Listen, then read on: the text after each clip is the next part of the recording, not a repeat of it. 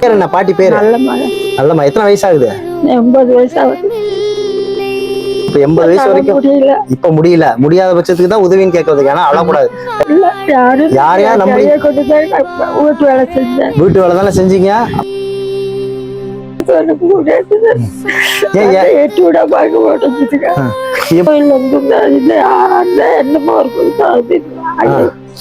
அது வாங்கி வச்சு தண்ணி வச்சு சாப்பிட்டுக்குவேன். சாமா வாங்கி கொடுத்தா நீங்க சமைச்சு சாப்பிடுவீங்களா?